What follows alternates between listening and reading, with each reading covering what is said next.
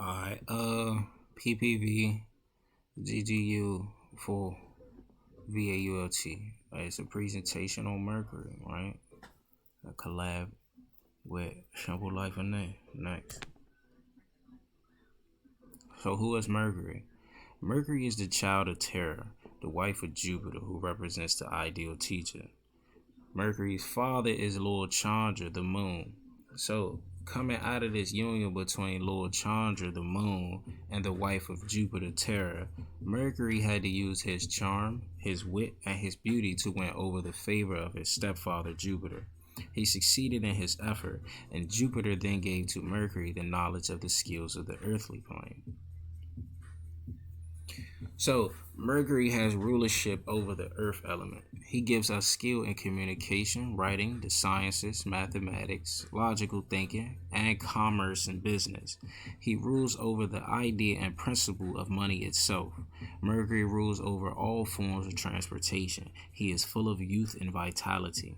Mercury also rules over the sister and friends. In sidereal astrology, the Sanskrit name for Mercury is Budha, meaning awakening, the one who is clever and intelligent.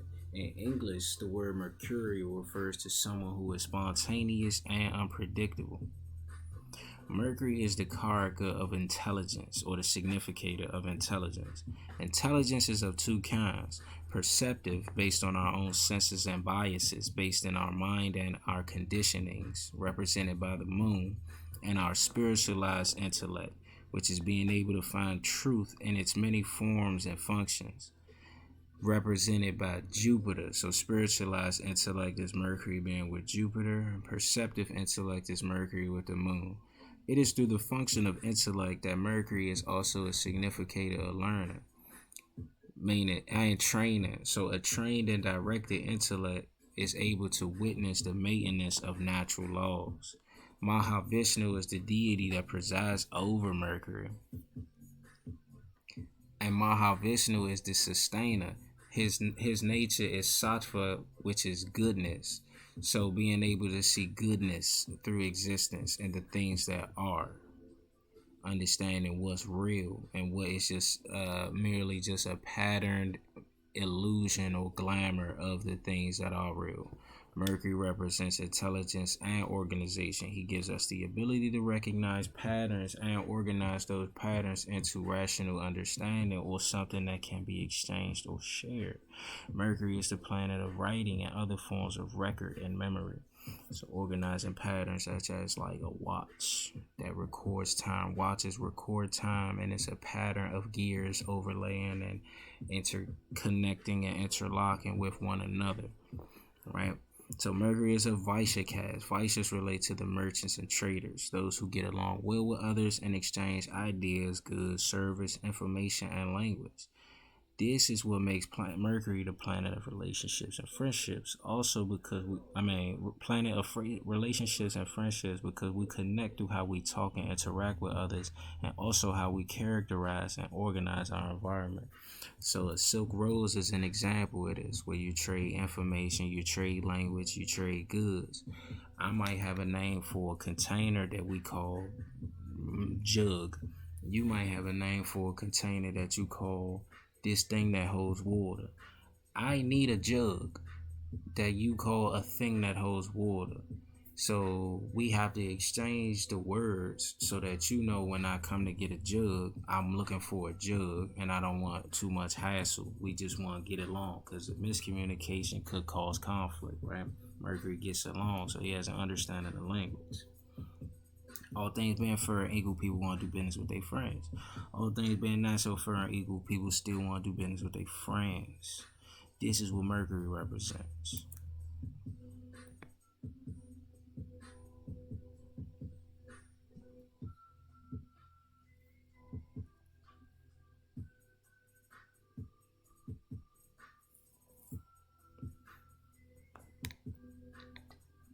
His mother, Tara, was married to Brihaspati, but the biological father of Buddha is Chandra. The story behind the birth of Buddha goes as follows. Once, Chandra decided to perform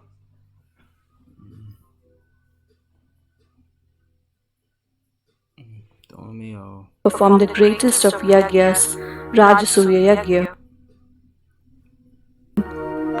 Chandra requested the Devaguru Brihaspati to preside as the main priest to perform the yagya. Due to some reason, Brihaspati could not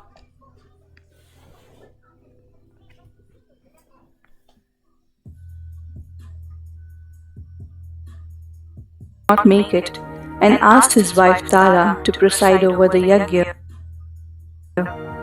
As the yagya was progressing, Chandra began to attain a more beautiful form. His divine beauty kept increasing to such an extent that all the apsaras, and including Devaguru's wife Tara, began to fall for Chandra's beauty. Tara returned home pregnant, and everybody questioned whose child was in her womb.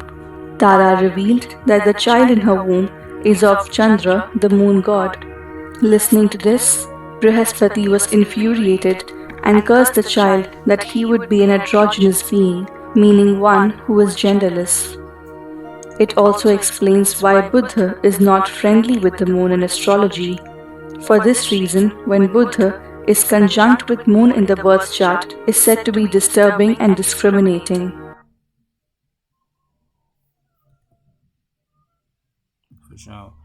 So, Mercury governs over the signs Gemini and Virgo. Gemini is the natural house of effort, skills, communication, competition, and transportation. Gemini is curious, swift, and crafty. Virgo is the natural sign of health, restraint, conflicts, enemies, routine, and work. Virgo is precise, practical, critical, and helpful. The body parts influenced by Mercury are the arms, ears, lungs, and nervous system, and skin.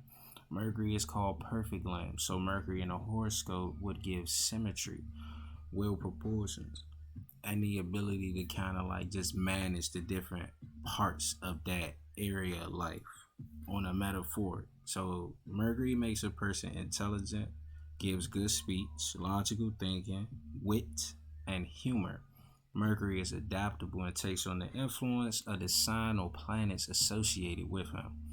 Individuals born with a strong Mercury suggest sharp thinking, excellent reasoning, diplomacy skills, and ease at making friends. However, they can possess much anxiety and indecisiveness.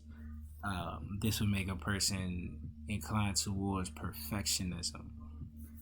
Those born with a not so strong or negatively placed Mercury could have difficulty in communication. This can make them gullible or prey on other people's gullibleness, or they may have trouble determining the truth or telling the truth, and they may have issues getting along with others.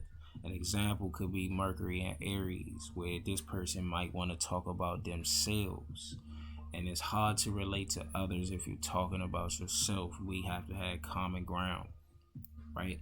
So, Mercury is significated for learning, skills, work, and achievement. In the horoscope, Mercury can represent natural skills and abilities according to their dignity and placement. So, Mercury and air signs will have a natural skill at speaking, a natural skill at talking and relating with others. Mercury in an air sign may make a journalist. Mercury in an earth sign is very good memory, so this person will make good for accounting. This person will make like for VP or secretarial work. Mercury in Taurus will make a person good at banking, perhaps, and money.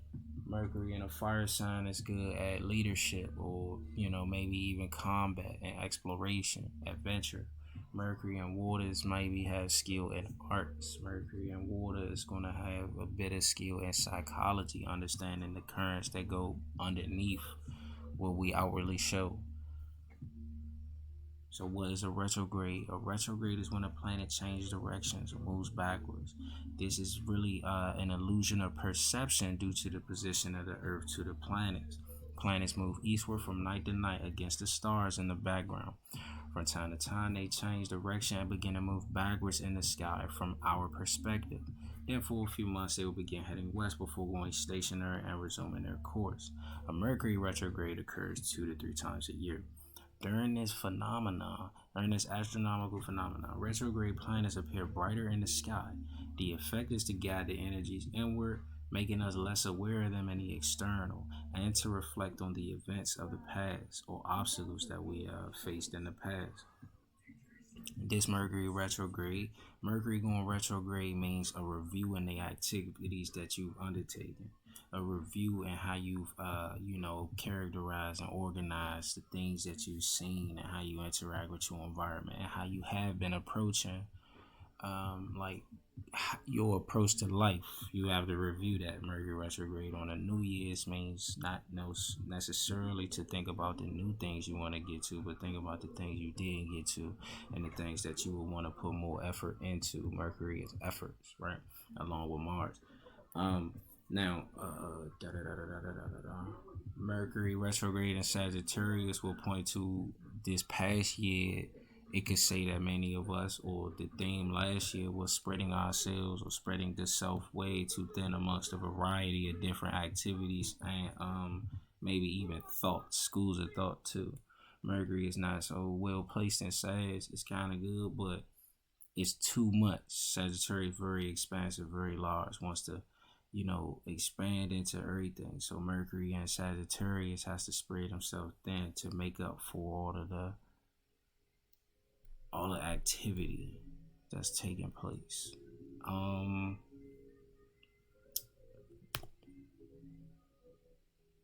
Yeah.